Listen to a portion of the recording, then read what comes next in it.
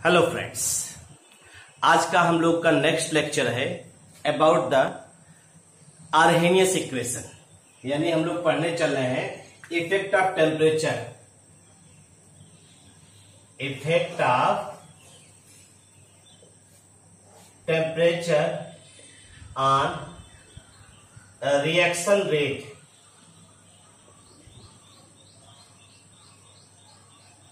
Temperature का effect पढ़ेंगे। हम लोगों ने फैक्टर पढ़ा था ना, फैक्टर में ये चीज पढ़ा था टेम्परेचर का इफेक्ट। तो हम लोग पढ़ने चल रहे हैं effect of temperature on reaction rate. ठीक, तो आपने वहां पे अगर याद हो, आपने पढ़ा था कि रेट ऑफ रिएक्शन जो है वो टेम्परेचर के डायरेक्टली प्रोपोर्शनल होता है। किसी भी केमिकल रिएक्शन का जो रेट होता है वो डायरेक्टली प्रोपोर्शनल होता है किसके? टेम्परेचर के। तो हम लोग इस तरह से कह सकते हैं in most of the reaction, सभी की बात नहीं कर रहे हैं, अभी आपको कुछ एक्सेप्शन बताएंगे। In most of reaction, in most of reaction, rate of reaction या रेट कांस्टेंट भी कह सकते हैं, चाहे जो लीजिए। Rate of reaction increases with rise in temperature, with rise in temperature। यानी रेट ऑफ रिएक्शन कहिए या रेट कांस्टेंट कहिए, वो टेम्परेचर बढ़ाने पर क्या हो रहा है? इंक्रीज कर रहा है। यानी अगर आप लिखते हैं रेट इज इक्वल टू के ए की पावर कुछ भी 0, 1, 2 जाए जो भी लिखिए, उससे हमें कोई मतलब नहीं है, हमें एन ऑर्डर दिखाना है। तो रेट और के एक दूसरे के बराबर भी होते हैं अगर पावर 0 हो जाए। तो हम लोग यहाँ पे सीधे सीधे यही चर्चा, जो भी चर्चा करेंगे वो रेट ऑफ रिएक्शन और जो है रेट कांस्टेंट, चाहे जिसकी भी बात होगी, दोनों एक ही चीज रहेंगे। और with in rise in temperature, तो ये हमने यहाँ एक टर्म यूज किया, मोस्ट ऑफ रिएक्शन कहा है। मोस्ट ऑफ रिएक्शन का मतलब कुछ हम रिएक्शन ऐसे भी पढ़ेंगे बाद में, लास्ट में कुछ ऐसे भी रिएक्शन हम लोग ऑब्जर्व करेंगे जिसमें हम लोग देखेंगे कि इस रेट ऑफ रिएक्शन और टेम्परेचर का जो रिलेशन है वो एक दूसरे को फॉलो नहीं करते हैं। तो आइए देखते हैं कि रेट कांस्टेंट जो है टेम्परेचर पे दो तरह से हम लोग डिपेंडेंसी दिखाएंगे। एक अप्रोक्सीमेसी दिखाएंगे और एक जो है आपको एक्यूरेसी दिखाएंगे। तो पहला ये देखते हैं approx dependency, approx dependency of K on T, approx dependency of K on T. इसी को अगर आपको याद हो, हम लोगों ने टर्म पढ़ा था टेम्परेचर कोफिशिएंट, टेम्परेचर कोफिशिएंट,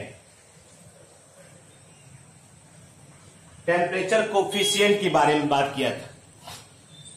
तो अगर आपको याद हो तो आपने कहा था कि टेम्परेचर कोफिशिएंट जो होता है, पहले तो ये जान लीजिए कि टेम्परेचर बढ़ाने पर किसी भी केमिकल रिएक्शन का जो रेट होता है वो लगभग क्या होता है? 2 से 3 गुना बढ़ जाता है। और टेम्परेचर का डिफरेंस कितना होना चाहिए? लगभग 10 डिग्री सेल्सियस होना चाहिए। 10 डिग्री सेल्सियस टेम्परेचर चेंज होना चाहिए। यानी जनरली 10 डिग्री, अब चाहे केल्विन हो चाहे डिग्री सेल्सियस हो, तो डिफरेंस हमेशा 10 डिग्री ही रहेगा। 10 degree rise in temperature, rise in temperature, rate of reaction, rate of reaction या हम लोग क्या कहेंगे? Rate constant. और रेट ऑफ रिएक्शन यानी generally 10 degree rise in temperature, rate of reaction और rate constant nearly doubles or triple. Doubles कुछ reaction में ट्रिपल भी होते हैं भाई, ठीक है, अधिकतर में आपको डबल दिखाई देते हैं। Card temperature coefficient, called temperature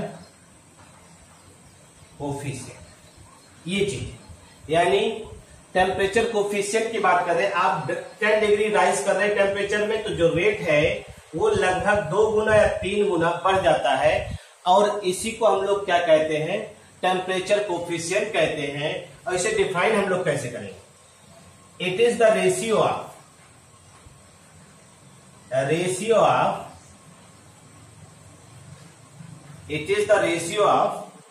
rate constant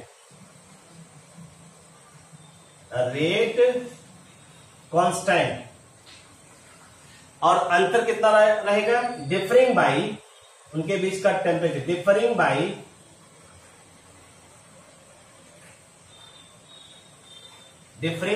temperature by 10 degree differing temperature by 10 degree. यानी अगर एक जो है, मान लीजिए एक टेम्परेचर T है तो दूसरा टेम्परेचर क्या होगा, T + 10 डिग्री। यानी टेम्परेचर कोफिशिएंट को अगर हम लोग दिखाएं तो temperature coefficient is equal to, हम लोग कह रहे हैं K T + 10 degree Celsius, T + 10 degree Celsius upon K/T, और इसकी वैल्यू जो आ रही है वो अप्रोक्सीमेट 2 or 3 टाइम्स आ रही है। इसकी जो वैल्यू आ रही है 2 या 3 गुना आ रही है। ये एक नंबर का बोर्ड में भी क्वेश्चन पूछा गया है, अगर आप ध्यान देंगे तो इसको आपको आइडिया हो जाएगा। ये टेम्परेचर कोफिशिएंट की डेफिनेशन है, ठीक है भाई। तो ये अप्रॉक्स डिपेंडेंसी आपके वर्सेस T है, और आपको मालूम है कि ये जो टेम्परेचर होता है, स्टैंडर्ड टेम्परेचर फिक्स है भाई। स्टैंडर्ड टेम्परेचर जो होता है, स्टैंडर्ड टेम्परेचर रिएक्शन का कितना होता है, 25 डिग्री सेल्सियस, ये फिक्स होता है। यानी आप एक टेम्परेचर कितना लेंगे, 25 डिग्री सेल्सियस, और दूसरा लेंगे क्या, 25 + 10, यानी कितना हो जाएगा, 35 डिग्री सेल्सियस। तो मोस्टली रिएक्शन हम इन्हीं 2 टेम्परेचर को कंसीडर करते हैं, ठीक है, और टेम्परेचर कोफिशिएंट की बात करते हैं। तो अगर मान लीजिए, जैसे कुछ एक जनरल क्वेश्चन हम लेते हैं, मान लीजिए टेम्परेचर कोफिशिएंट आपको दिया है, कह रहा है कि किसी भी केमिकल रिएक्शन का जो टेम्परेचर कोफिशिएंट है वो मान लीजिए 3, तो 60 डिग्री सेल्सियस पे, 10 डिग्री सेल्सियस पे टेम्परेचर कोफिशिएंट ये है, तो 60 डिग्री सेल्सियस पे टेम्परेचर कोफिशिएंट क्या होगा, आइए देखते हैं इसी को। देखिए आप, बहुत सिंपल सा चीज है।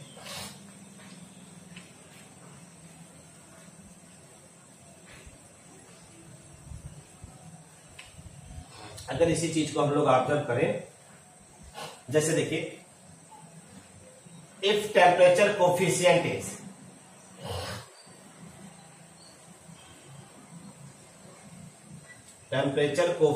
इज मान लीजिए 3, ये दिया है, ठीक, at 10 degree Celsius, at 10 degree Celsius ये है, और आपसे पूछ रहा है 40 डिग्री सेल्सियस पे क्या होगा, 40 डिग्री सेल्सियस पे बताइए, इसकी वैल्यू बताइए, ठीक। तो अब देखिए, कुछ करना नहीं है आपको, आपने कहा 10 डिग्री सेल्सियस पे टेम्परेचर कोफिशिएंट क्या है, 3, ठीक। 10 डिग्री सेल्सियस पे टेम्परेचर कोफिशिएंट क्या है, 3 कहा है आपने, 3 की कहा है। और फिर 20 डिग्री सेल्सियस पे क्या हो जाएगा, 20 डिग्री सेल्सियस पे आपका जो है वो सीधे सीधे कितना गुना हो जाएगा,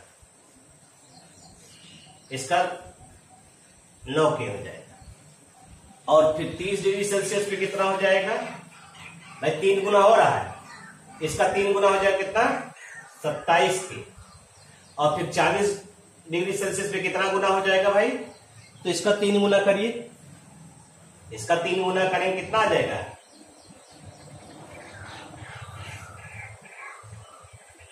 81। ये आपका आ जाएगा इस तरह से, ये आपका आ जाएगा। यानी 40 डिग्री सेल्सियस पे कितना हो जाएगा, 81। 40 डिग्री सेल्सियस पे 81 हो जाएगा। तो जो टेम्परेचर कोफिशिएंट दिया गया है उसी की सहायता से निकाला आपने। 10 पे 3 के है तो 10 डिग्री सेल्सियस का डिफरेंस होने पर ये 3 गुना बढ़ेगा ना, तो 3 3 का 9, 3 इंटू 3 हो जाएगा। फिर 20 डिग्री सेल्सियस पे इसका 3 गुना बढ़ेगा, 9 का 3 गुना 27 होगा। फिर 30 से 40 होने में इस 3 का 27 का 3 गुना बढ़ेगा तो 81 के हो जाएगा। इस तरह से ये दिया गया है, नॉर्मली हम लोग इसको ऑब्जर्व कर सकते हैं। अगर इसी तरह से एक क्वेश्चन देख करके फिर इसको हटाते हैं। जैसे क्वेश्चन दिया है, एक क्वेश्चन है भाई, for a particular reaction, for a particular reaction temperature coefficient is, temperature coefficient is 2। देखिए यहां 2 दिया है, ठीक। If rate of reaction, if rate of reaction is at 20 degree Celsius is X. Find rate at 80 degree Celsius. तो rate 80 degree Celsius पे हम लोग निकालेंगे अभी। रेट एट 80 डिग्री सेल्सियस पे ये आएगा 64x। कैसे, आइए देखते हैं। आंसर लिख दिया, इसी को देखिए।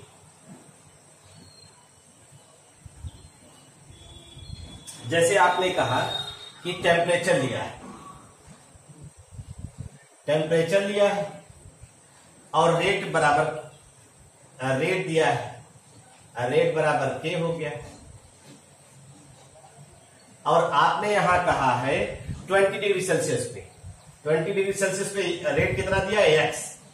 फिर हमें चलना कहां तक है, 80 तक, क्योंकि टेम्परेचर कोफिशिएंट 10 का डिफरेंस है ना। 30, 40, 50, 60, 70, 80।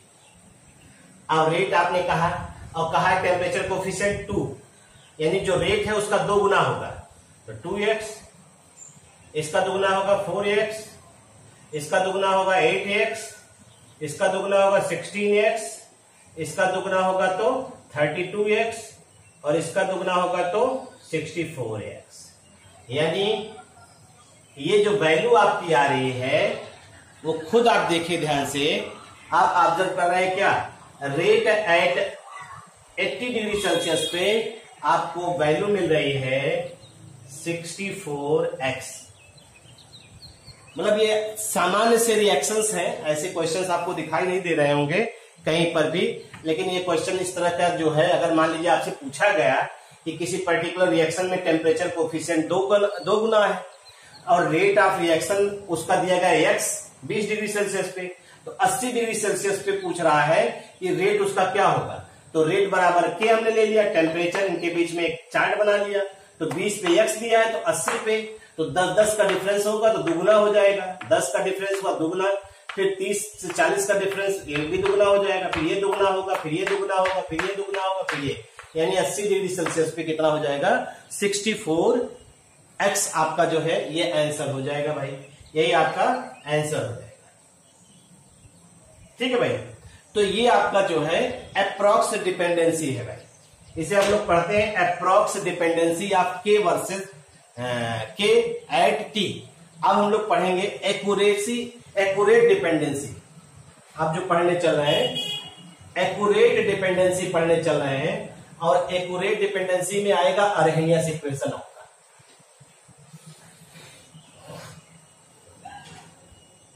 अगर एक्यूरेट डिपेंडेंसी की बात हम लोग करने चल रहे हैं तो आइए देखते हैं इसी को। एक्यूरेट डिपेंडेंसी, दूसरा है ये, पहला था अप्रॉक्स डिपेंडेंसी और दूसरा है accurate dependency of K on T. के ऑन टी, के on T, Arrhenius equation. Important topic है भाई, ये बहुत इंपॉर्टेंट इस हिसाब से है कि इससे तमाम क्वेश्चन, तमाम तरह के question, large number of question से बनते हैं भाई। इसका इक्वेशन भी बहुत पूछा जाता है और इससे रिलेटेड जो है न्यूमेरिकल प्रॉब्लम भी खूब आते हैं। तो आइए देखते हैं। तो आर्हेनियस जी ने जो है एक नॉर्मल जो है क्वांटिटेटिव रिलेशनशिप दिया। Arrhenius proposed a quantitative relationship, quantitative relationship किसके किसके बीच में, between rate constant and temperature के बीच में एक रिलेशनशिप इन्होंने डेवलप किया। और वो रिलेशनशिप आप सुनते भी हैं, पढ़ते भी हैं। K is equal to A E की power minus E A by R T, ये आपका K is equal to E, K is equal to A E की power minus E A by R T, ये एक formula है। अब इसमें क्या क्या टर्म यूज हुआ पहले इसको समझ लिया जाता, तब आगे चलते हैं। के जान ही रहे हैं, के क्या है, रेट कांस्टेंट है, रेट कांस्टेंट है at temperature T, temperature T. A जो है ये कोलिजन फ्रीक्वेंसी,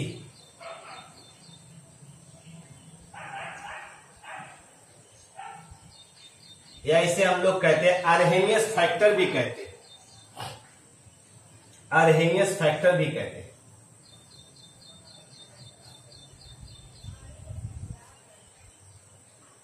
आर्हेनियस फैक्टर भी कहते हैं, या इसे हम लोग जो है ये आपका इसे प्री इन एक्सपोनेंशियल फैक्टर कहते हैं, प्री एक्सपोनेंशियल फैक्टर, क्योंकि ई जो है आपका ये एक्सपोनेंशियल है, एक्सपोनेंशियल से पहले आया, इसलिए इसका नाम हम लोगों ने क्या कहा, प्री एक्सपोनेंशियल फैक्टर। ठीक है भाई, आप इसे फ्रीक्वेंसी फैक्टर भी कह सकते हैं, आर्हेनियस फ्रीक्वेंसी कह सकते हैं, आर्हेनियस फैक्टर भी कह सकते हैं। ठीक है भाई, ई को हम लोग जो है, ई को क्या कहते हैं, exponential constant, exponential constant, exponential constant कहते हैं।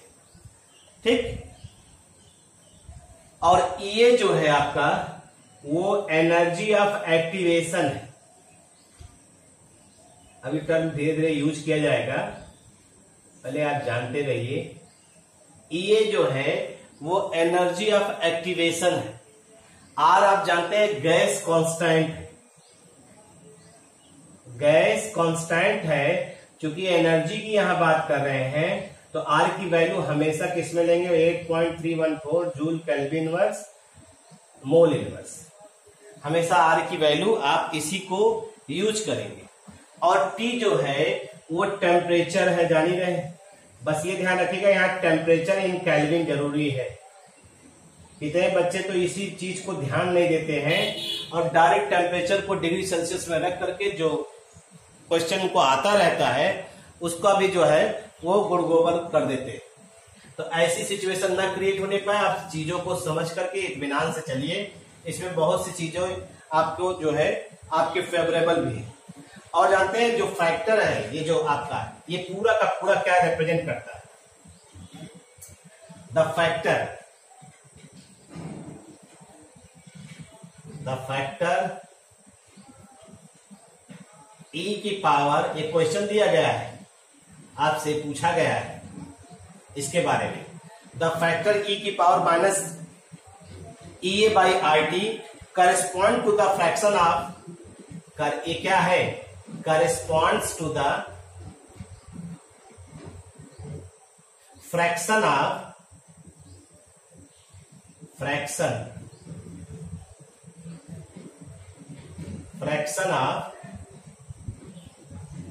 corresponds to the fraction of molecules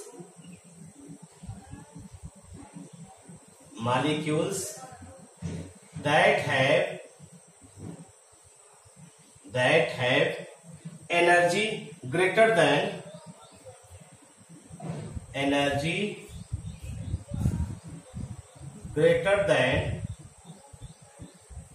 activation energy.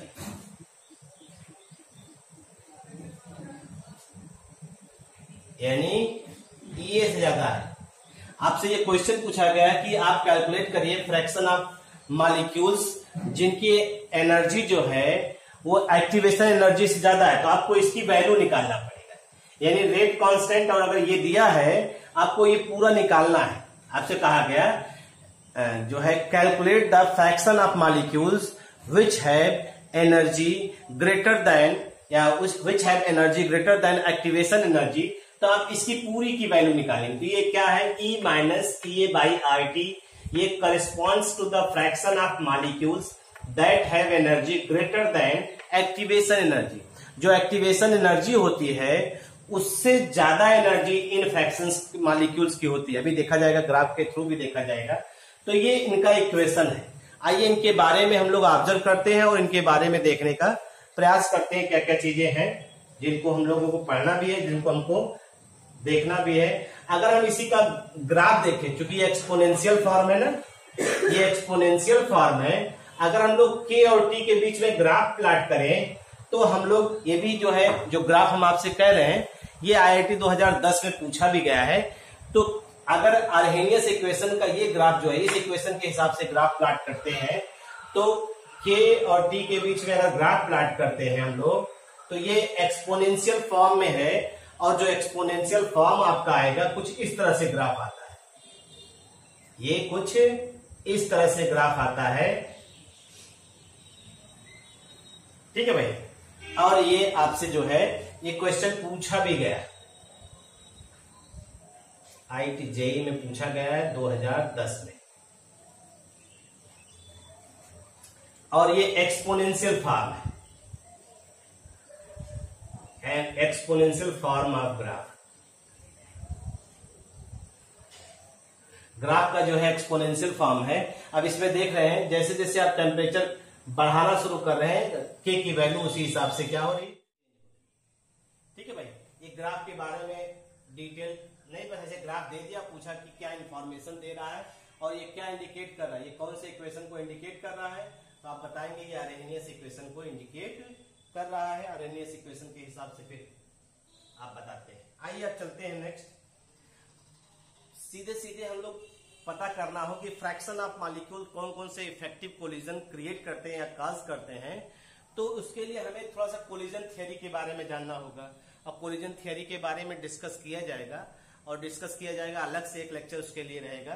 तो यहाँ पे अगर हम लोग माने तो अकॉर्डिंग टू कोलिजन थियरी, अगर हम लोग ध्यान दें, इसमें आप जानते हैं कि रिएक्टेंट मॉलिक्यूल आपस में कोलाइड करते हैं, अब कोलाइड करने के बाद प्रोडक्ट में कन्वर्ट होते हैं। ठीक, लेकिन आपको मालूम है कि सारे के सारे कोलिजन इफेक्टिव नहीं होते। All collisions are not effective. Short में ले रहे हैं कोलिजन के बारे में आज थोड़ा सा। All collisions are not effective. सारे कोलिजन यानी जितने भी टक्कर होते हैं सब में प्रोडक्ट बन जाए, तो आप इमेजिन करिए किसी भी गैसियस सिस्टम में इतने मॉलिक्यूल होते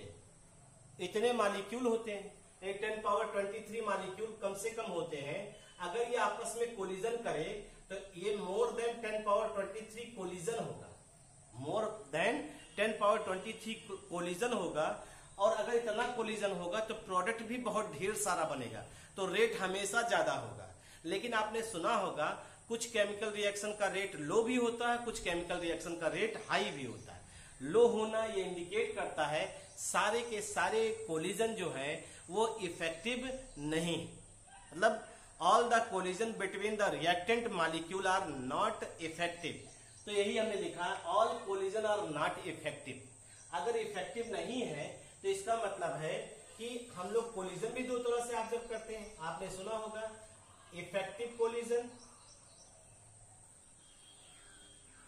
इफेक्टिव कोलिजन। इफेक्टिव कोलिजन में क्या होता है, रिएक्टेंट टकराते हैं, टकराने के बाद प्रोडक्ट में कन्वर्ट हो जाते हैं, ये इफेक्टिव। ठीक है भाई, तो हम इसी के बारे में चर्चा कर रहे हैं। जब कोलिजन थ्योरी पढ़ा जाएगा तो डिटेल में पढ़ा जाएगा इसके बारे में।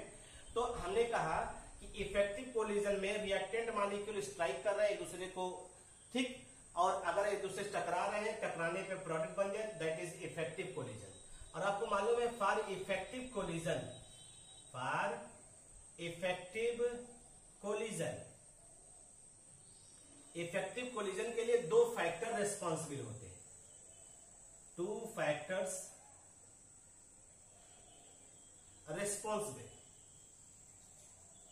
रिस्पॉन्सिबल, और वो फैक्टर आपका जानते कौन कौन सा होता है। पहला होता है ओरिएंटेशन फैक्टर और दूसरा होता है एनर्जी फैक्टर।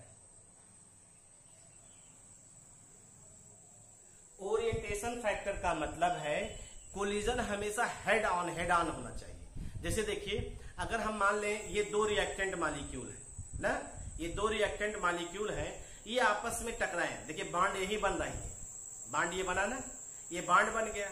अब ये टक्कर कर रहे हैं, ये भी तो कोलिजन हुआ लेकिन बांड नहीं बना।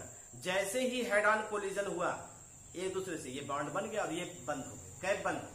तो ऐसे ही रिएक्टेंट मॉलिक्यूल भी जो है आपस में कोलिजन करते हैं, और जब हेड ऑन कोलिजन होता है तो ही वो प्रोडक्ट में कन्वर्ट होते हैं। जैसे हम एग्जांपल लेते हैं आपको, जैसे देखिए फॉर एग्जांपल टेक्स्ट बुक में दिया है H2 plus I2 gives 2HI, ये दिया गया है। H2 plus I2 gives 2HI, ये दिया गया टेक्स्ट बुक में। अगर आप इसको देखिए, आप ध्यान दीजिएगा, H I I H I I। अब गौर से देखिएगा, इस तरह से कोलिजन करें, एक दूसरे के पास आ रहे हैं। भाई कोलिजन करने के लिए एक दूसरे के पास आना पड़ेगा ना, जब एक दूसरे के पास आएंगे तभी उनके बीच में कोलिजन हो सकता है, अन्यथा कोलिजन नहीं होगा। दूर दूर से कोलिजन नहीं होता है। कोलिजन के लिए जरूरी है वो एक दूसरे से ओवरलैप करें, एक दूसरे से। तो एक दूसरे के पास आ रहे हैं, तो एक दूसरे के पास आ रहे हैं, तो इसे हम लोग कहते हैं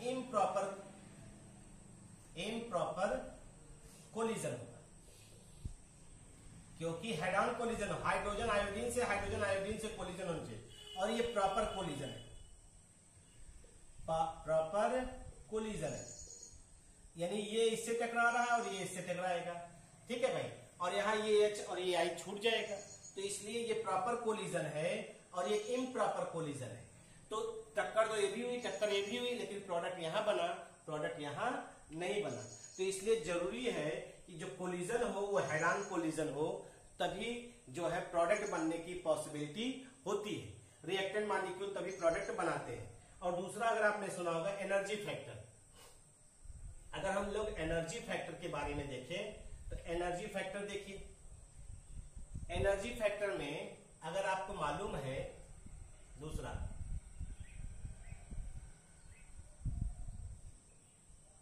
एनर्जी फैक्टर, हर केमिकल रिएक्शन के लिए एक एनर्जी बैरियर होता है, तो सुना ही होगा। जैसे आपको क्लास 11 से 12th में जाना है, 12th से फर्स्ट ईयर में जाना है, तो आपके लिए बैरियर का काम करता है पास होना। अगर आप पास होंगे तो आप नेक्स्ट क्लास में एंटर करेंगे, अगर आप पास नहीं होते तो उसी क्लास में फिर से मेंटेन रहेंगे।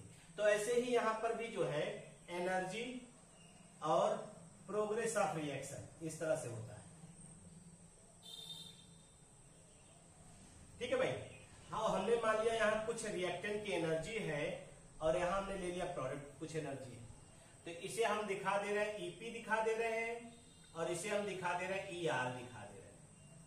ठीक, अब अगर रिएक्टेंट को ध्यान दीजिएगा, रिएक्टेंट मॉलिक्यूल को अगर प्रोडक्ट में कन्वर्ट करना है तो ये बैरियर जो दिखाई दे रहा है, इस एनर्जी बैरियर को उसे पास करना पड़ेगा। यानी जिन भी रिएक्टेंट मॉलिक्यूल की एनर्जी इतनी होगी कि वो इस एनर्जी बैरियर को पार कर जाए, वही प्रोडक्ट में कन्वर्ट होगा। ध्यान दीजिएगा। और इसी वैल्यू को हम लोग क्या कहते हैं, एनर्जी ऑफ एक्टिवेशन। इसी वैल्यू को क्या कहते हैं, एनर्जी ऑफ एक्टिवेशन कहते हैं। हमने क्या कहा, और आपने अगर सुना होगा एक वैल्यू आपने सुना होगा थ्रेशोल्ड वैल्यू।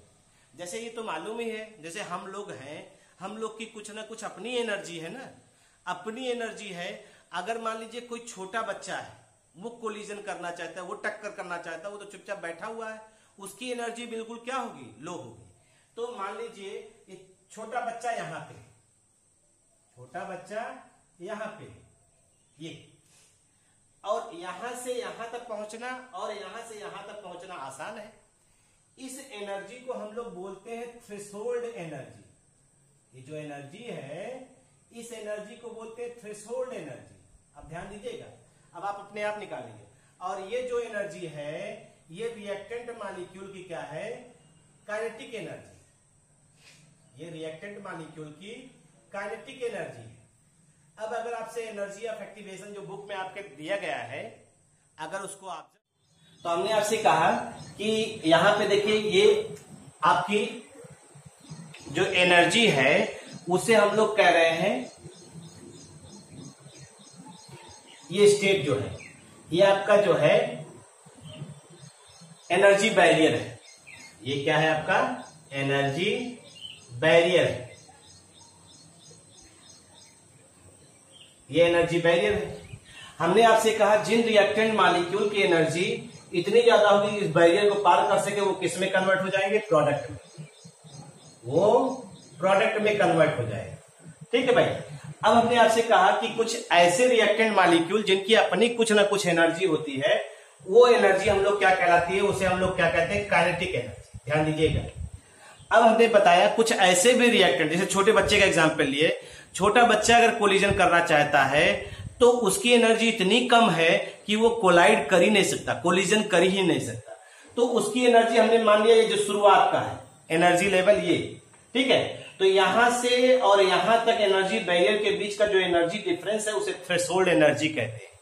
और अगर अब एनर्जी ऑफ एक्टिवेशन निकालना हो तो इसकी एनर्जी और रिएक्टेंट की काइनेटिक एनर्जी का डिफरेंस क्या हो जाएगा, एनर्जी ऑफ एक्टिवेशन। यानी ये आप पढ़ते हैं, एनर्जी ऑफ एक्टिवेशन बराबर एनर्जी थ्रेशोल्ड एनर्जी, ये देखिए ETH minus average kinetic energy of, average kinetic energy of reactant molecule.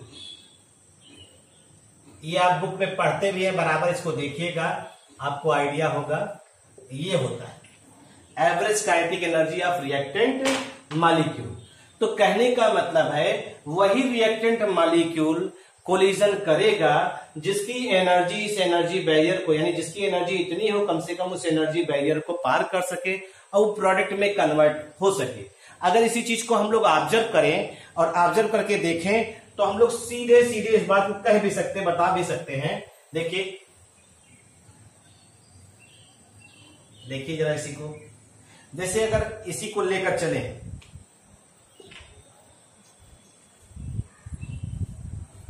ये फ्रैक्शन ऑफ मॉलिक्यूल है, ये फ्रैक्शन ऑफ मॉलिक्यूल्स है,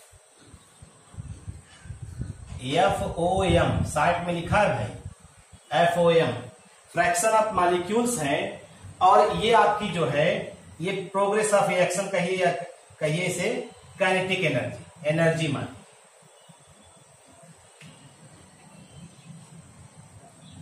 ठीक। अब आप देखिए जैसे जैसे रिएक्टेंट एक टेम्परेचर पे ऐसे दिखा रहे हैं,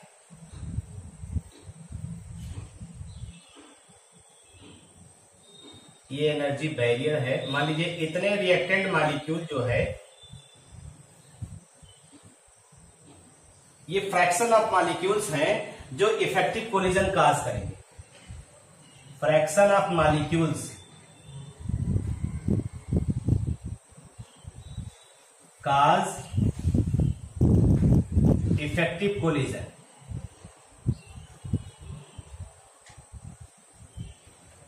ये एनर्जी बैरियर आपका है, ठीक है भाई।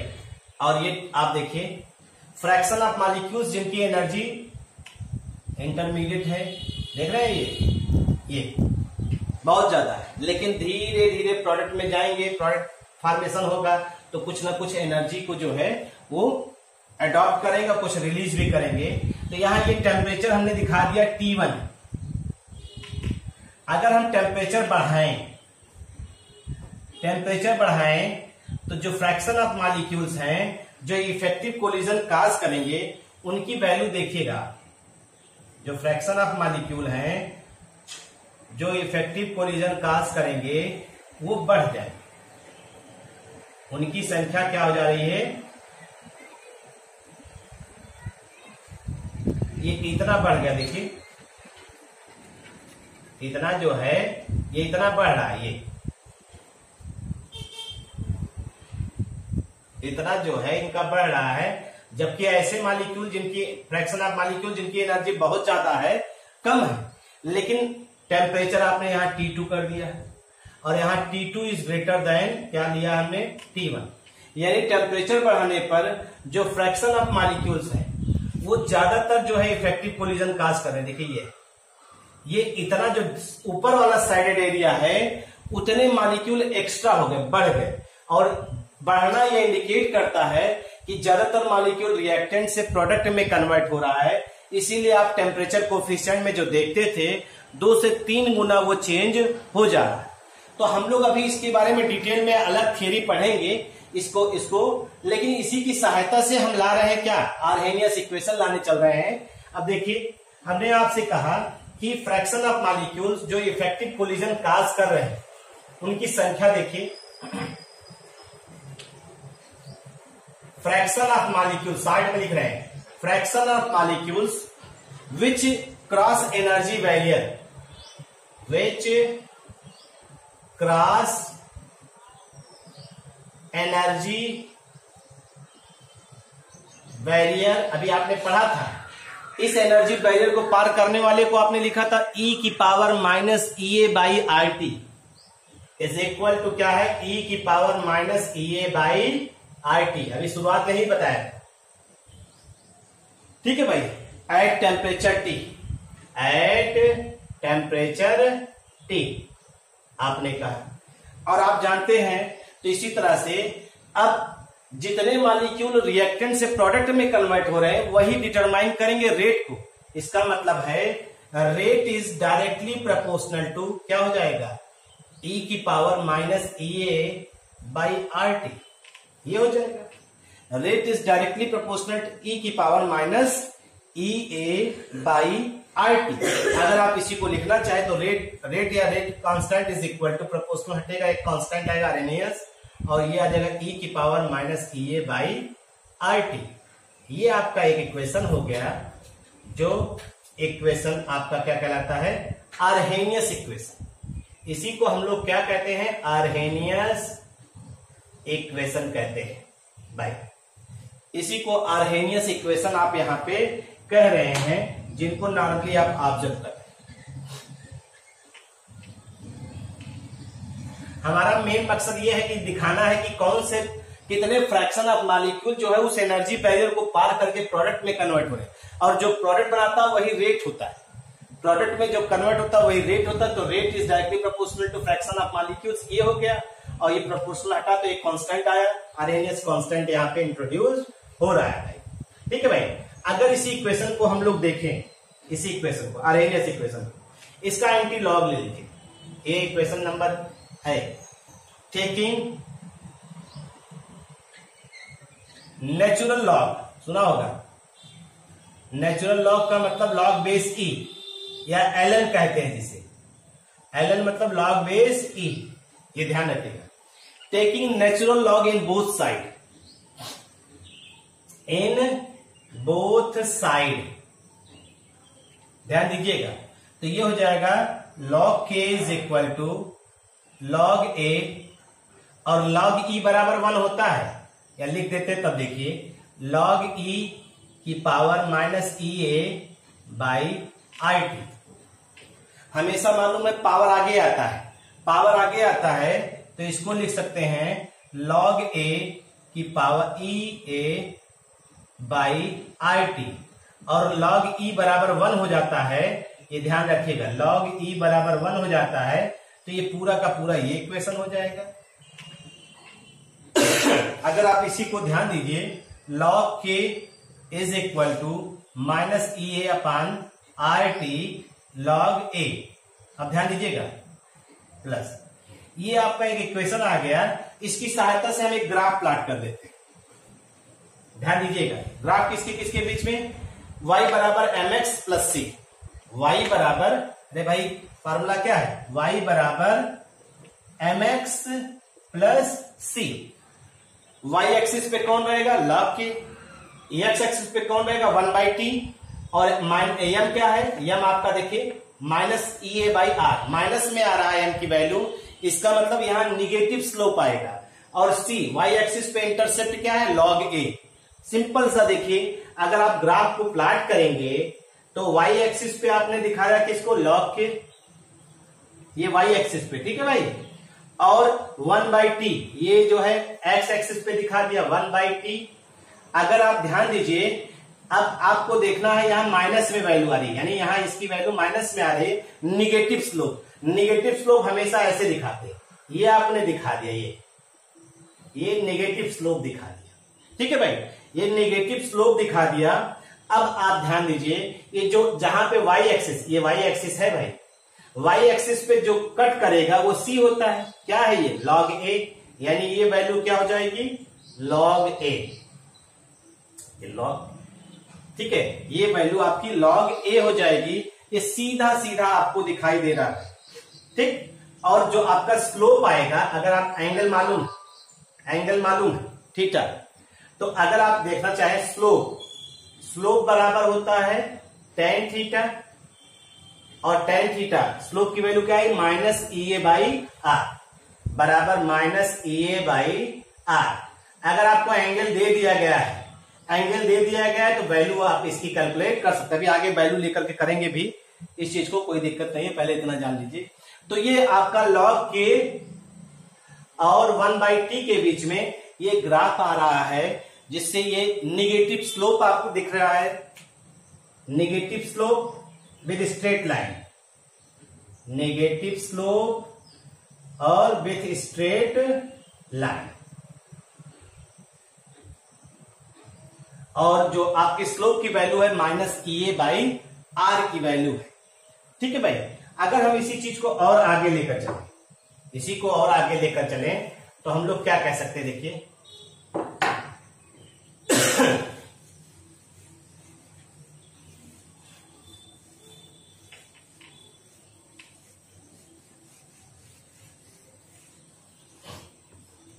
अगर हम इसी को, जो वैल्यू आई आपकी, यही तो आई, log k is equal to log a minus E A upon R T, ये वैल्यू आई थी।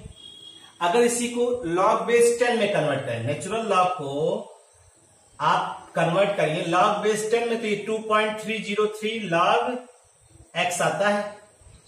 नेचुरल लॉग को log बेस 10 में कन्वर्ट करेंगे तो यहां पे अगर इसको हटाएंगे तो 2.303, यहां पे 2.303 आएगा, तो ये आएगा 2.303 log k बराबर 2.303 log a minus E A upon R T, ये हो जाएगा।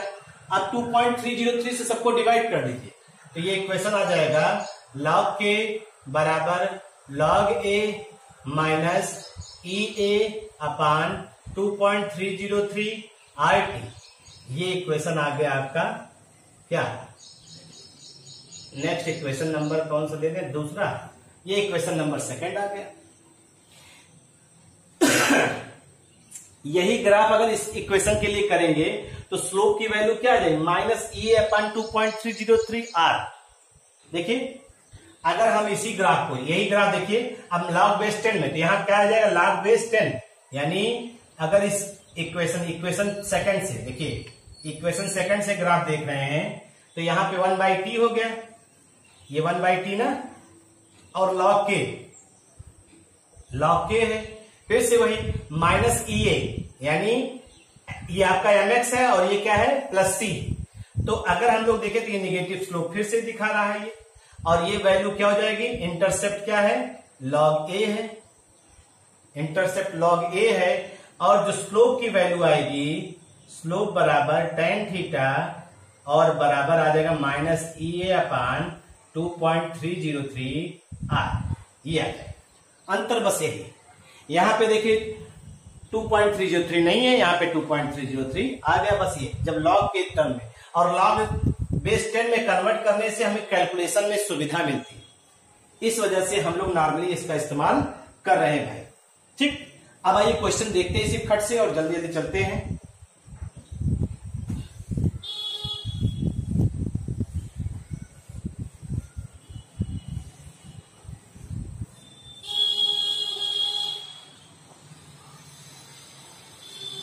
क्वेश्चन देखिए जरा इसी पे, स्लोप ये ग्राफ के जरिए हम लोग ऑब्जर्व करेंगे। क्वेश्चन नंबर है,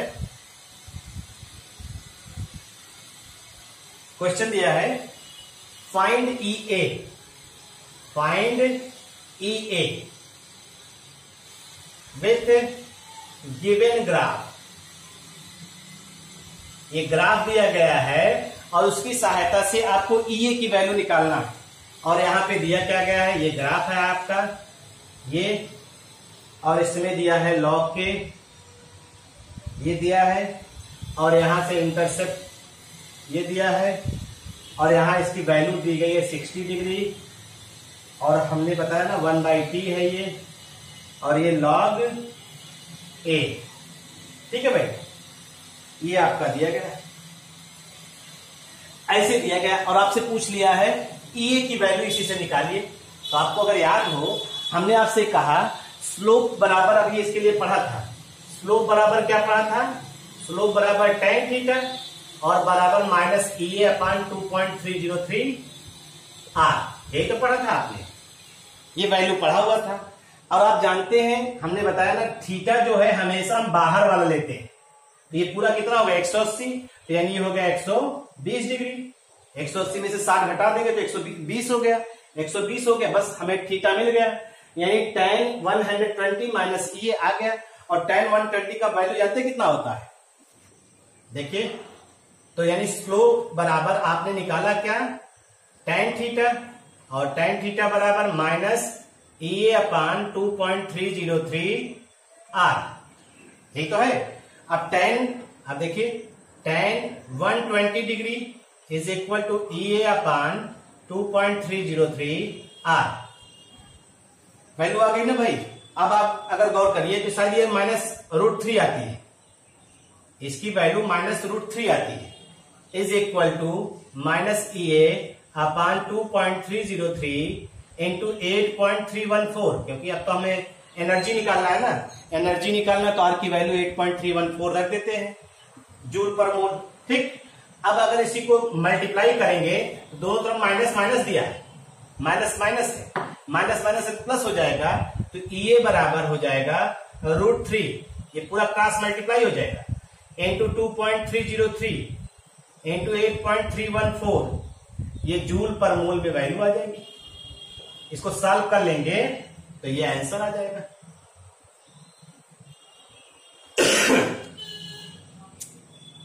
इसको आप इस तरह से कैलकुलेट कर सकते हैं भाई, आप जो है इस इक्वेशन को इस तरह से सॉल्व कर सकते हैं ग्राफ के। चलिए next,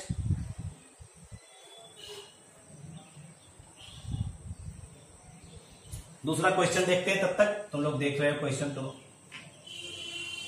for nth order reaction, for nth order reaction frequency factor is frequency factor का मतलब A is 100, frequency factor is 100 and activation energy is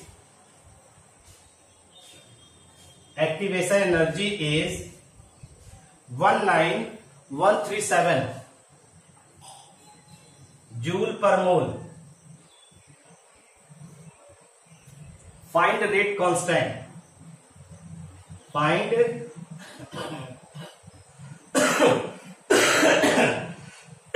sorry rate constant eight 727 degree Celsius, यानी एक particular temperature पे लेना है। तो आपको यहां पे ऑप्शन दिया गया है, ए दिया गया 1, बी दिया गया है 10, सी दिया गया 100 और डी दिया गया 1000। ये दिया गया भाई, ठीक है भाई। तो आइए देखते हैं, फार्मूला देखिए तो आपको आइडिया हो जाएगा, कोई बहुत बड़ी बात नहीं है।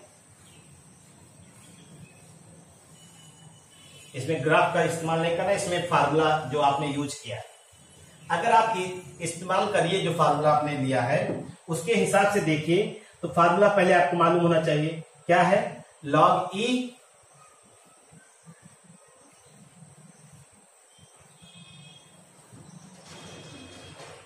देखिए, log K is equal to log A minus EA upon 2.303 RT। तो हमें दिया गया है A की वैल्यू 100, तो log 100 हो गया। और हमें दिया गया है एनर्जी ऑफ एक्टिवेशन, ये यानी ये दिया गया है कितना? 19137 अपान 2.303 R 8.314 और T की वैल्यू दिया गया है कितना? T दिया है हमें 727 प्लस 273 जरूर जोड़ना है। तो अगर जोड़ेंगे तो ये हो जाएगा लगभग कितना? 1000। ऐसा टेम्परेचर लिया गया जिससे आपका कैलकुलेशन आसान हो जाए भाई, बस 1000 हो गया ये, ठीक है भाई। लॉग के आपको निकालना क्या है? रेट कांस्टेंट, रेट कांस्टेंट के निकालना है। अब आप देखिए, log 100 का मतलब हो गया 10 की पावर 2 log 10, ये तो हो जाएगा 2 log 10, यहां तो हो ही गया। इसको आप सॉल्व करेंगे तो अगर आपको आइडिया हो तो इसको पूरे को पूरे मल्टीप्लाई करते हैं, लगभग कटने के बाद यही आता भी है। अगर आप देखिएगा तो ये पूरा का पूरा सॉल्व करने पे इनकी वैल्यू भी अप्रोक्सीमेट यही आती है, 19137 के लगभग आती है। तो इसको हम लोग लिख सकते हैं क्या? 2 - 1 log K, log K बराबर 2 - 1 यानी आएगा 1 और K बराबर क्या हो जाएगा? आप जानते हैं log है, इधर जाएगा 10 की पावर 1 हो जाएगा, यानी बराबर 10। तो आंसर क्या हो जाएगा? ये वाला सॉल्व करिएगा इसको, इधर लगभग यही आता है। इस तरह से कैलकुलेशन आप कर करके जो है वैल्यू को कैलकुलेट कर सकते हैं, इसमें बहुत ज्यादा दिक्कत आपको नहीं हो।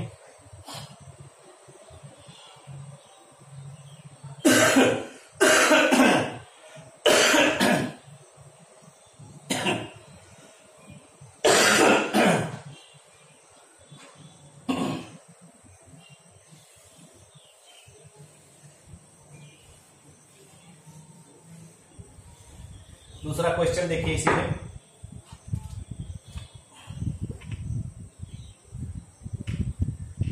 For a first order reaction, for a first order reaction rate constant is given,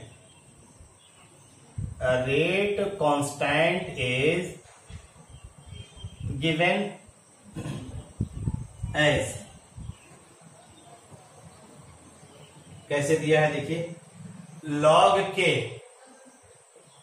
is equal to 10 minus 1.2 into 10 power 4 upon T। ठीक, इस तरह क्वेश्चन दिए हैं, आप देखिएगा। टेम्परेचर यहां क्या है? टेम्परेचर इन केल्विन है भाई, टेम्परेचर इन केल्विन है। Find the temperature, find the temperature at which the half life of reaction is, half life of reaction is 70 minute, 70 minute. और यहां दिया गया है पहला ऑप्शन 700 केल्विन, दूसरा 800 केल्विन, तीसरा 900 केल्विन और चौथा 1000 केल्विन। ये दिया गया, ऐसे दिया गया, ये ऑप्शन दिया गया।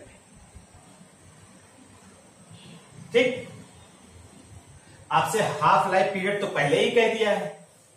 हाफ लाइफ पीरियड जो है फर्स्ट ऑर्डर रिएक्शन का आपको मालूम है, आप उसकी सहायता से पहले क्या निकाल लीजिए कि, तो देखिए we know that half life time first order reaction, first order reaction का होता है 0.693 अपॉन टी का बेस हाफ। दिया कितना है 700 मिनट, सॉरी 70 मिनट दिया ना हाफ लाइफ टाइम, तो इसको रख लीजिए 0.693 अपॉन 70। अब इसको ऊपर वाले को भी हम लोग लगभग 70 मान लेते हैं, 0.69 को हम लोग अप्रोक्सीमेट 70 मान लेते हैं। तो ये कितना हो जाएगा, अगर 70 रहेगा, इसको भी हमने अगर मान लिया 70.70 मान ले, इसको भी 70 मान ले, तो डेसिमल हटेगा तो ये कितना आ जाएगा अप्रोक्सीमेट, 1 जीरो कटा, यानी 10 की पावर -2, ये के की वैल्यू आ जाएगी भाई। तो के की वैल्यू हमें मिल गई, हमें के की वैल्यू मिल गई है। इसी की सहायता से अब आप रख लीजिए, तो log के इज इक्वल टू, अब ये वैल्यू दिया ही गया 10 - 1.2 इंटू 10 पावर 4 अपॉन टी। आपसे टी पूछा है ना, तो के की वैल्यू वही उठा के रख दीजिए जो आपने निकाला है। तो ये आ जाएगा क्या, log 10 की पावर -2 बराबर 10 - 1.2 इंटू 10 पावर 4 अपॉन टी। ये तो मालूम ही है आपको कि -2 आगे आ जाएगा, -2 log 10 बराबर 10 - 1.2 इंटू 10 पावर 4 अपॉन टी, ऐसे हो जाएगा। log 10 1 हो जाएगा, ये -2 बचेगा, 10 - 1.2 इंटू 10 पावर 4, एक तो हुआ। ये इधर आ जाए, ये इसको जो है आप इधर लेकर जाइए, बराबर उधर जो है 12 हो जाएगा भाई, माइनस इधर गया प्लस और ये उधर गया बराबर के उधर गया, तो ये प्लस ये भी हो जाएगा। 12 is equal to 1.2 into 10 power 4, ये बाई टी है ना, बाई टी, तो टी निकालना है आपको, तो टी बराबर क्या हो जाएगा, देखिए 1.2 इंटू 10 पावर 4 अपॉन 12। तो अगर इसको सॉल्व करें तो ये भी हो जाएगा कितना, सॉल्व करें 1000 आ रहा है ना, तो ये वाला ऑप्शन इसका सही है। 1000 केल्विन जो है ये वैल्यू इसकी सही है। बस आपको अप्लाई करना है, और अप्लाई कर लेंगे तो कोई दिक्कत नहीं है, नहीं अप्लाई कर पाएंगे तो न्यूमेरिकल में आप बैठे रहेंगे। जो भी चीजें हैं एक्स्ट्रा टाइम लगेगा तो आज अरेनियस फैक्टर को पूरा करके ही छोड़ेंगे भाई, जान रहिएगा। आपको जाना होगा चले जाइएगा कहीं और, 10 मिनट 20 मिनट लगेगा बस। और अगर हम लोग इसी चीज को ऑब्जर्व करें तो अब हम लोग लेकर चल रहे हैं Arrhenius equation at 2 different temperature. Arrhenius equation at 2 different temperature. Arrhenius equation 2 अलग अलग टेम्परेचर पे हम लोग ऑब्जर्व करने चल रहे हैं, ठीक है भाई। तो हमने मान लिया, सपोज करिए अगर 2 टेम्परेचर ले रहे हैं तो रेट कांस्टेंट भी 2 होगा। अगर T1 टेम्परेचर है तो रेट कांस्टेंट K1 ले लिया, और T2 टेम्परेचर केल्विन में है तो रेट कांस्टेंट K2 ले लिया, 2 अलग अलग टेम्परेचर पे। तो अगर हम लोग उसी चीज को अप्लाई करें, लॉग वाले इक्वेशन को लें, तो अगर हम लोग T1 टेम्परेचर की बात करें एट T1 टेम्परेचर पे, तो ये हो जाएगा log K1 is equal to log a minus E A upon 2.303 RT1। ये इक्वेशन आया था पहले, तो बस के और T1 में चेंज होगा, बाकी और चीजें जो है कहीं चेंज नहीं होंगी, ये ध्यान रखिएगा भाई। ठीक है, अगर हम इसी चीज को लेकर के चलें और दिखाएं आपको, तो सीधा सीधा आगे की वैल्यू आ जाएगी। देखिए, तो अगर हमने कहा ये एट T2 टेम्परेचर, तो ये हो जाएगा log K2 is equal to log A minus E A upon 2.303 RT2 हो जाएगा। ये इक्वेशन नंबर फर्स्ट मान लिया, इसे इक्वेशन नंबर सेकंड कर दिया। अब आपको कुछ करना नहीं, equation second minus equation first करना है। Equation second minus equation first करना है, तो अगर हम लोग इसी कर दें तो log K2 minus log K1, यही तो है, log K1 is equal to, अब ये देखिए log A तो कैंसिल हो जाएगा, आपका बचेगा माइनस, ये आएगा माइनस माइनस ये प्लस हो जाएगा, तो हम इसको पलट के लिख सकते हैं। देखिए यही तो आएगा, देखिए minus E A upon 2.303 RT2, ठीक, ये माइनस और फिर minus E A upon 2.303 RT1। Minus minus क्या हो जाएगा, ये ओपन होगा तो प्लस हो जाएगा, तो इसको आगे कर देते हैं, इसको पीछे कर देते हैं। अगर इसको आगे कर दें और ये लाग में है, लाग माइनस को हम बटे में लिख सकते हैं, तो log K2 बाई K1 छोटा हो जाएगा देखने में, और ये हो जाएगा ई A upon 2.303 RT1 minus E A 2.303 RT2, ये हो जाएगा। अब इसमें जो कॉमन हो रहा है उसे कॉमन कर लीजिए।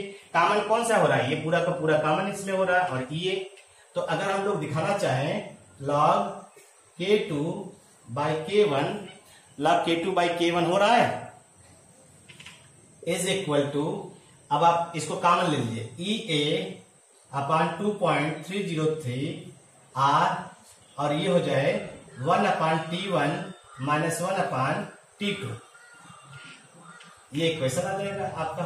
अगर आपको बहुत ज्यादा भ्रम की स्थिति होती है, T1 आ गया T2 आ गया, तो एलसीएम ले लीजिए इसका, तो log K2 by K1 E1 E A upon 2.303 R, और ये आ जाएगा T2 minus T1 upon T1 T2।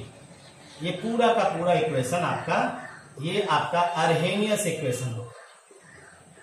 अर्हेनियस equation at two different temperature. आप सॉल्व करिएगा। एट 27 डिग्री सेल्सियस K1 की वैल्यू दी गई 1.5 इंटू 10 पावर 4 सेकेंड इनवर्स, और 127 डिग्री सेल्सियस पे दिया है K2 की वैल्यू, इसकी वैल्यू भी दिया है 1.5 इंटू 10 पावर 5 सेकेंड इनवर्स, ठीक है, और पूछ लिया है फाइंड ई ए की वैल्यू निकालना, ठीक। तो इसी इक्वेशन को अप्लाई करके आप कैलकुलेट, बस क्या करिए, टेम्परेचर को केल्विन में बदल लीजिएगा, जो भी वैल्यू आ जाएगी इसको सॉल्व करिएगा खुद। कुछ इसका एक्सेप्शन है जहां अर्हेनियस इक्वेशन फॉलो नहीं करता, ये इंपॉर्टेंट पॉइंट है भाई, ये आपको जो है ध्यान देना है इसको। कुछ एक्सेप्शन है जिसको हम लोग नॉर्मली ऑब्जर्व करते हैं। अगर आपको ध्यान हो, आपने कहा कि रेट ऑफ रिएक्शन जो है वो इंक्रीज करता है विद इंक्रीजिंग टेम्परेचर, लेकिन हम कुछ रिएक्शन को बारे में ऑब्जर्व करेंगे जहां टेम्परेचर को अगर बढ़ाते हैं तो रेट जो होगा वो डिक्रीज करेगा, रेट जो है वो डिक्रीज करता है, ये आप जान लीजिए, ठीक है। और ऐसी सिचुएशन में can't follow Arrhenius equation, can't follows Arrhenius equation, ये अर्हेनियस इक्वेशन को फॉलो नहीं करेंगे, कांट फॉलो अर्हेनियस इक्वेशन। जैसे हम एग्जांपल ले रहे हैं, जैसे बैक्टीरियल डिकम्पोजिशन, एग्जांपल देखिए पहला, बैक्टीरियल डिकम्पोजिशन। बैक्टीरियल डिकम्पोजिशन जो है ये कभी भी अर्हेनियस इक्वेशन को फॉलो नहीं करता। क्यों? क्योंकि बैक्टीरियल डिकम्पोजिशन एक पर्टिकुलर टेम्परेचर पे ही मैक्सिमम होता है। अगर हम इसका देखें एक ग्राफ बना के रेट और टेम्परेचर के बीच में, तो देखिए कैसे होता है। पहले ये बढ़ता है, देखिए ध्यान से, फिर ये घटता है। ये एक पर्टिकुलर टेम्परेचर पे दिखा रहा है ये मैक्सिमम, एक पर्टिकुलर टेम्परेचर पे आपने देखा ये बढ़ा फिर ये घट गया। तो इस पर्टिकुलर टेम्परेचर पे नहीं, एक ऐसा टेम्परेचर होता है बैक्टीरिया का फॉर्मेशन या ग्रोथ या एक्टिविटी करने के लिए जिस पर वो मैक्सिमम होता है, लगभग 35 to 45 डिग्री सेल्सियस के रेंज में होता है। तो इसका मतलब उस टेम्परेचर पे इसका बैक्टीरियल डिकम्पोजिशन मैक्सिमम होता है। और उसके बाद जो है फिर इसका देखिए पहले रेट बढ़ रहा फिर रेट घट रहा। यहाँ पे एक तो ये एग्जाम्पल हुआ। दूसरा है ऑक्सीडेशन ऑफ एनो। ऑक्सीडेशन ऑफ एनो, एनो का हम लोग ऑक्सीडेशन करते हैं तो देखिए 2NO plus O2 gives 2NO2। ठीक है भाई। अगर आप इसका जो है ग्राफ देखते हैं एक सिंपल सा, तो देखिए क्या आता है इसमें। बहुत सिंपल चीजें हैं, इसको देख लीजिए, बस ये खत्म हो जाए आपका। इसमें अगर आप देखें तो ये इस तरह से दिखाई देता है। रेट और टेम्परेचर के बीच में ग्राफ प्लॉट करते हैं तो आपको नेगेटिव स्लोप ऐसे दिखाई देता है। मतलब रेट हमेशा टेम्परेचर बढ़ाने पर क्या होता है, घट रहा है, यानी निगेटिव टेम्परेचर कोफिशिएंट यहां आएगा। निगेटिव टेम्परेचर कोफिशिएंट इस तरह के रिएक्शन के लिए आता है। ठीक है, इनके लिए क्या आएगा, निगेटिव टेम्परेचर कोफिशिएंट, और इसलिए ये नॉट फॉलो अर्हेनियस इक्वेशन। इसी वजह से ये अर्हेनियस इक्वेशन को फॉलो नहीं करते, ध्यान रखिएगा। ठीक है भाई। एक और रिएक्शन है जिसको आपने सुना होगा, कभी आपने एक्सप्लोजन भी सुना होगा। एक्सप्लोजन, वहां पर भी टेम्परेचर बहुत तेजी से बढ़ता है। एक्सप्लोजन रिएक्शन, तीसरा देखिए एक्सप्लोजन रिएक्शन, जहां पे भी विस्फोट हो रहा है उसकी बात हम लोग कर रहे हैं। एक्सप्लोजन रिएक्शन में भी अचानक बहुत तेजी से एक्सप्लोजन होता है, तेजी से रिएक्टेंट किसमें कन्वर्ट हो जाते हैं, प्रोडक्ट में, और एक्सप्लोजन होता है। वहां पर भी जो है हम लोग ये कह सकते हैं कि अर्हेनियस इक्वेशन जो है वो अप्लाई नहीं होता है। अर्हेनियस इक्वेशन कांट अप्लाई। तो ये कुछ आपके जो है एग्जाम्पल हैं जिनमें हमने आपसे कहा कि जहां अर्हेनियस इक्वेशन अप्लाई नहीं होता है। तो इस चीज को आप इतना पढ़ डालिए, ये पूरा का पूरा आपका अर्हेनियस इक्वेशन हुआ, जितना आपको पढ़ाना था और जितना भी आपका एडिशनल था वो सब इसमें कंपाइल किया हुआ है। आप इतना पढ़ डालिए, बाकी की नेक्स्ट चैप्टर की तरफ हम लोग मूव ऑन करेंगे। लेकिन फिर हम आपसे कह रहे हैं कि चैप्टर खत्म होने का मतलब ये नहीं कि आपने उसको छोड़ दिया, उसको तैयार करते हुए चलिए। और ये आपकी तैयारी बाद में जब आप बोर्ड का एग्जाम देंगे तो आपको समझ में आएगा। तो इसलिए इधर बीच आप किसी भी तरह से अपनी तैयारी मेंटेन करिए, जिससे कि आप उस चीज में मतलब एक्टिव पार्टिसिपेट करें, जिससे आपकी तैयारी अच्छे से रहे और आप बोर्ड में अच्छा नंबर पाएं। इसी आशा के साथ धन्यवाद। Thank you.